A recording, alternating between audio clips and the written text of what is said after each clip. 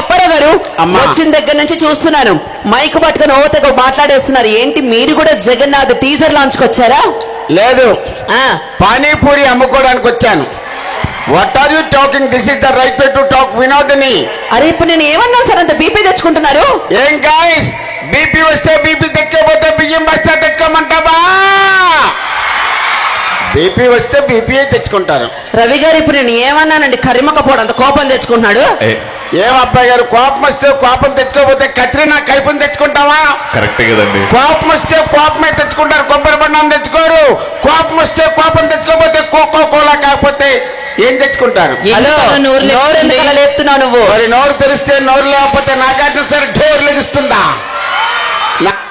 Sir ఇలా back to back ఎలా sir ఎంత పంచులు? బాగా ప్రాక్టీస్ చేసి వచ్చా. లేదు సార్, వారానికి 7 రోజులు అయితే 12 ఈవెంట్లు చేస్తారు. మీకు విషయం తెలుసా? మాది వ్యాన్ ఈవెంట్స్ అండి. V for Vinod, A for Apparao, N for Naveen అండి. ఓహో, వ్యాన్ ఈవెంట్స్.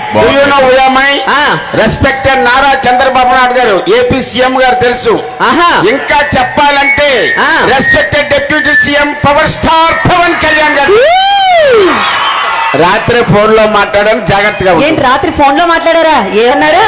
రాంగ్ నెంబర్ పెట్టేయమన్నారు. మరి అది నీ ఫేస్ వాల్యూ. కర్రిమక పొడ పైన బట్ట కింద పొట్ట వేసుకోండి. అబ్బా, ఎవరండి చక్కని చుక్క? మీ అక్క.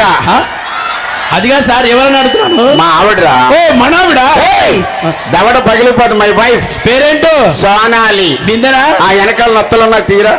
అదిగా సార్, ఏమన్నా కానీ స్టూడెంట్స్, ఈవిడని చూస్తుంటే నాకు ఒక కవిత పొంగి పొరలాడుతుంది. ఏంటది చెప్పమంటారా? నీ అడుగులో నా అడుగు, అబ్బా నీకోసం ఈ గొడుగు, నీకేం కావాలో అడుగు, వెళ్ళి దాని మూతకు అడుగు. ఉదయం నుంచి అదే పని మీద ఉన్నాం లాడ్జీలో. కాదు సార్, ఆవిడ జుట్టు ఏంటి సార్ ఎంత బాగుంది? ఇక్కడ ఆడవాళ్ళ గురించి నేను చెప్పలేను, ఆవిడే చెప్తాది. ఏమండి ఈవిడ జుట్టు రహస్యంగా అనుకుందామా? ఏం వాడతాం వదిన గారు? పొద్దున ఆయనతో తలస్నానం చేస్తామండి, మధ్యాహ్నం నూనె పెట్టి బాగా మర్దన చేస్తామండి, రాత్రికి ఆ విగ్గు తీసి మేక్కి తగిలిస్తాది. ఇది విగ్గా? అవునరా బొగ్గు. నువ్వేం చేస్తుంటావు? మనిషి మాత్రమే ఒరిజినల్, మిగతా పాటలన్నీ డూప్లికేట్. ఇంతకేం చేస్తుంటారు? మనం ఏం చేయమని మన పనులు ఉన్నారు. అబ్బో, అంటే ఇంట్లో అంటుదోమటం, పనులే, బట్టలు ఉతకటం, పనులే, వంట ఉండటం, పనులే, ఆవిడతో కాపురం, పనులే. అందుకే ఏమడుగుతున్నాను పూర్తిగా వినాలి. ఇంటే ఉన్నాను.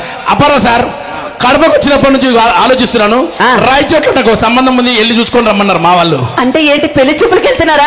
ఎస్, ఈ రోజు నా పెళ్లి చూపులు. అయితే ఇక్కడ పెళ్లిగాని అబ్బాయిలు ఎంత మంది అందరూ ఒకసారి చేతులు పైకెత్తండి. అబ్బా, ఇంచుమించు అందరు పెళ్లిగానే వాళ్ళే ఉంటారా? ఎందుకో రేపు ఆల్రెడీ వాళ్ళకి ఇష్టమైనటువంటి February 14th వస్తుంది. సో పెళ్లిగాని అబ్బాయిలందరూ కూడా ఒక చిన్న సలహా ఇస్తాను, తీసుకోండి. ఆడపెళ్లి వాళ్ళు ఎప్పుడు చిన్న వస్తువులు ఇస్తామంటారు, మగ పెళ్లి వాళ్ళు ఎప్పుడు పెద్ద వస్తువులు అడగాలి.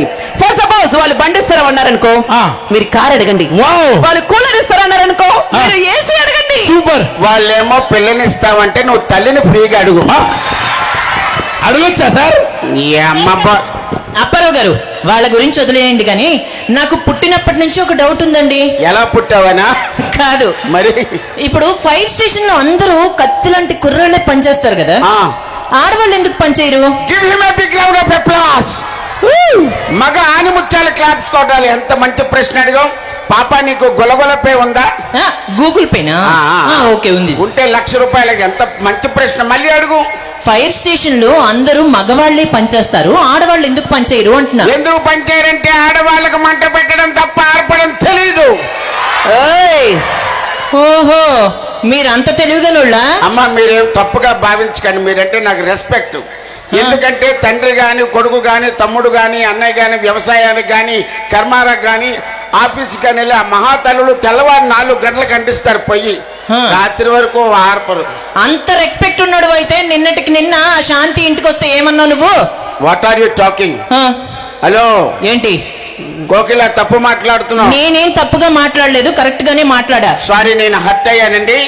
ప్రపంచంలో ఆడవాళ్ళు గౌరవించాలన్నా, పూజించాలన్నా, అభిమానించాలన్నా, ప్రేమించాలన్నా ఈ అప్పారావు తర్వాత ఆడవాళ్ళని గౌరవించి చూడవైతే నేను పక్కింటి శాంతి ఇంటికి వస్తే ఏమన్నా చెప్పు. నువ్వు ఒక క్లారిటీ ఇస్తానమ్మా. మీరేమనుకుంటూ ఫ్రాంక్ లైఫ్ సేయింగ్, మీరు మనసులో ఏదో పెట్టుకొని బయటకు ఏదో మాట్లాడాలి.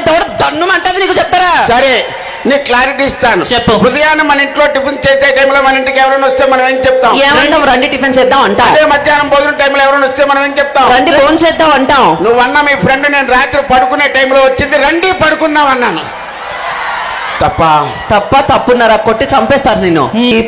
ముసలి రేపు మరి- వ్యాలంటైన్స్ డే రవి గారు ముసలోడు అనగా పడుచోడు అంటారా? లేదండి, ఆ పాట వేద్దాం అనుకున్నారు. ఆ. చూసిన తర్వాత ఎలా అయితే దగ్గరకు వచ్చాడు ఆయన, ఆ. ఆ మ్యూజిక్ వాళ్ళకి కనిపించాడు. దగ్గర నుంచి చూసి ఓరయ్యో నాయ్యా, ఆ పాట వచ్చిందండి. అన్నా, కానీ స్టూడెంట్స్ అందరి మనసులో ఇంకొక పాట మెదులుతుందండి.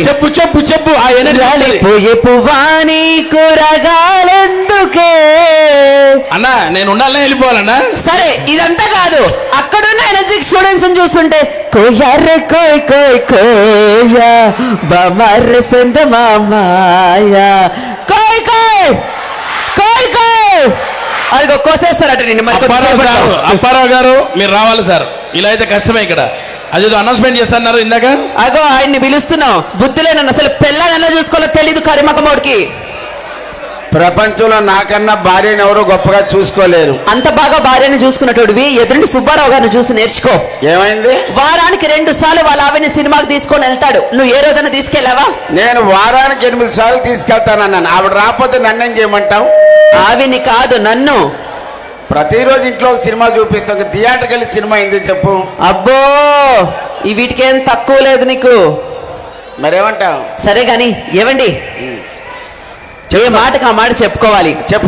నేను ఒక మంచి సినిమాకి సంగీత దర్శకత్వం వహిస్తున్నానండి. కంగ్రాట్స్.